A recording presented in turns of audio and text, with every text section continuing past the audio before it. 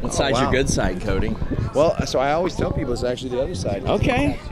That's why. It's the tattoo side. That's the money. That's the Plus money. My right? Rolex is on this hand randomly, so Rolexes are a thing. Cardona has a Rolex. Cardona, did you get that for him? No. He got it. Did he get that one for you? Indie God, no. Okay. Diamond Chic got this for me. Okay. Chic, there he is. I'm familiar with his work. Genuine, real jeweler here in the Atlanta area. He's the man. Am I holding one of these? Yeah. Well, I mean, we're rolling right happening. now. We're rolling. What's up, you guys? It's happening. Fightful. It's Cody Rhodes. We've reported about you a time or two. Put a couple updates out from time to time. A couple. Yeah.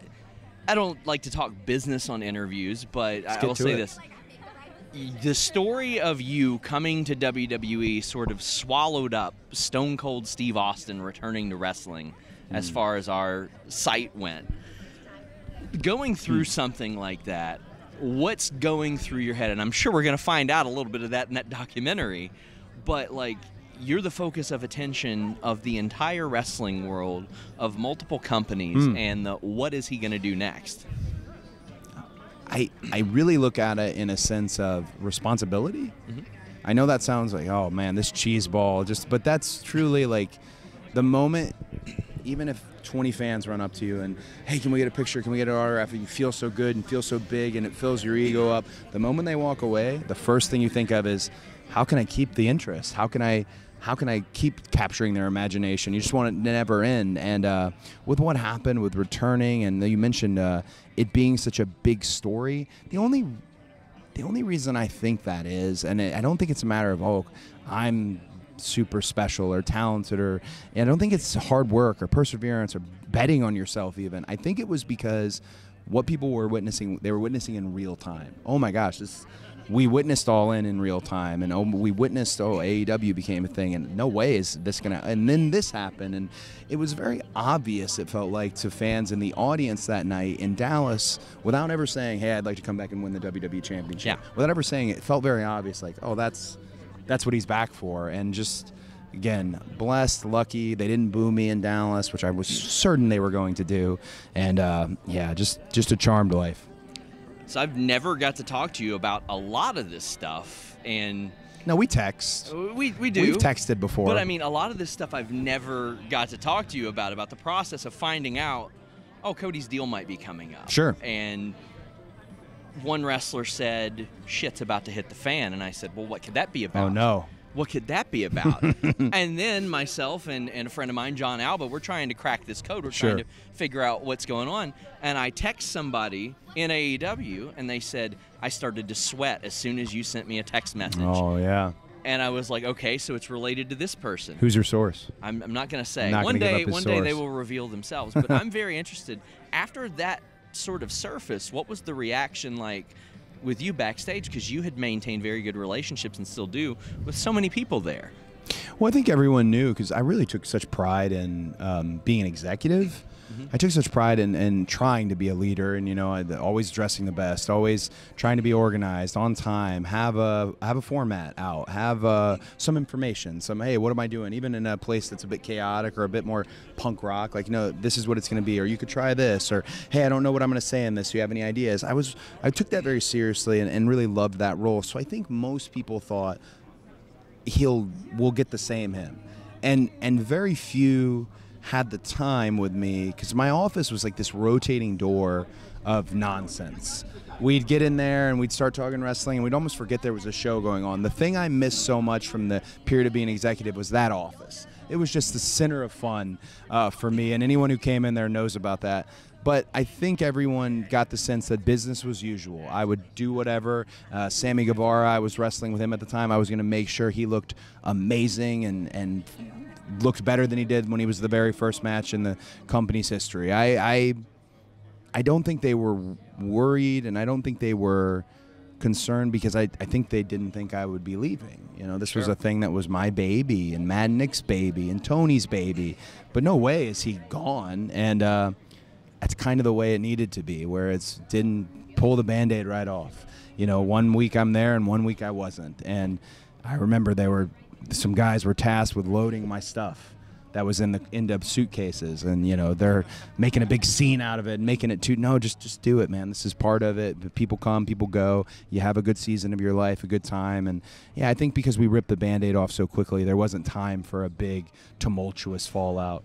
I don't even know if that's what you asked me, but that's where I went. I mean, it's all fascinating. Yeah, Denise is over here, by the way. Yeah, she's Denise. Very proud of you, by the way. Look at that. Really look great at job. That. You can't put her over. Put her over during really our good interview. Yeah. Come on. No, she's very proud. She's out there making moves. She is making moves. Very proud Chris of her Chris Van Vliet. You mentioned him, and Sean said he was more handsome than him. I am.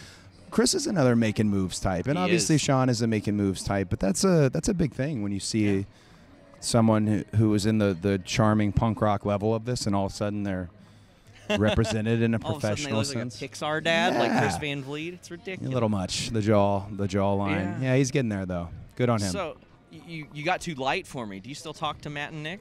All the time. Okay. All the time, and usually the point we have to really thank Matt and Nick too, because the BTE footage that's in this that I think most people are going to be blown away that's in there. We couldn't tell the story without them, and they were so generous to allow us to use that. And mostly Matt and Nick and I talk about how we don't think anyone remembers that we did this and did that. We kind of go back and forth on like, do you think they remember? Do you think they? That was a huge part of it. It was so entertaining. And I think that's our bond. That's the thing. Matt and Nick and I have a great relationship. Kenny, great relationship. I think we're bonded forever. If we never step in another ring together ever, like I would have their back, and I hope they have mine, and I really wish them the best in whatever they do. But again, Matt and Nick Jackson for allowing that footage, which allows the real story to be told, because I think I saw some people thinking this would be revised. Maybe revised to my perspective, but not the fiction, the reality. And Matt and Nick are a huge part of it, Kenny as well, so I'm glad it's in there. Have you ever talked to Triple H about the throne smashing, and what did he say? So we have never spoke about the throne smashing. Okay. And I'm even further concerned that one day Hunter is going to watch The Exorcism of Cody Rhodes and be like, wait, I was the bad guy? Even though Frankie Kazarian did a really great job, and we kind of made him look really cool. He was kind of Terminator-like in how he did it. But, yeah, he's never asked me. And he's one of those, I feel like, who's unsuspecting. You'll think he doesn't read your interviews or whatnot, and then one day he'll be like, I read this thing you said. Oh, no.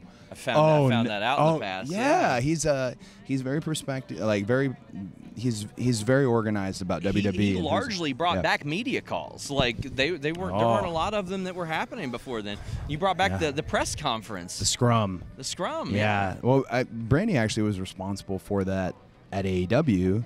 And then I was so glad when I told Adam Hopkins, who's not there anymore at WWE, but I told him, after Mania, do it.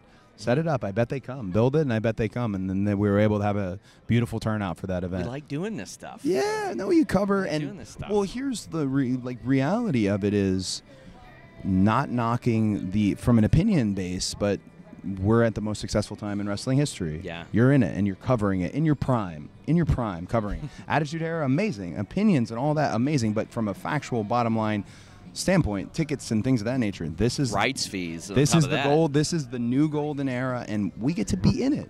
Like everyone wants to be the one, like, oh, it's because of me and I'm leading the charge. Screw that. We're in it. We get to all be part of it. It's a team effort, and I think that's why we get along. To the degree that we do. Just sort of an in-ring question that I've long wondered. So obviously you do Dustin's uppercut, the elbow sometimes. Yeah, I don't like doing the elbow. The elbow. But I'll do it occasionally, Modified diamond cutter, the Cody cutter, yes. Of course. The Alabama Slam, maybe an homage to your first tag team champion co-partner, Bob Raleigh. Are there any others like hidden in there that are homages to other people that maybe influenced you throughout your career? Booker T in the corner. Jerry Lynn also does it. I'll do the spin over into a sunset flip. Yeah. My rule is if I've wrestled you more than 5 times, I can do all your stuff. Okay. And it's only my rule, and people hate it. And I love the Cody cutter. I think it's better than an Os cutter, but I did get it from Will, so fair play to Will, who's super talented. Killing it. Beyond super talented. But if I've wrestled you more than 5 times, I told Jay Lethal this once, and he hated it. He's like, no, that's not how it works. I can do your stuff. And it's just my rule, and I'm waiting for somebody to be like, hey, please don't. But hey, that's just, I like to sponge. Part of what we do is I got to lean into being a Rhodes, so I can do these Rhodes thing. I got to lean into being part of the indie revival. I got all that, and I'm lucky to have been part of it. And so I sponge off as much as I can. The Booker role, which Jerry does as well. There's a couple Arn Anderson things I do that are hard to visualize. Yeah, it's all someone else's. It's all someone else's. I just try to put it in a nightmare package.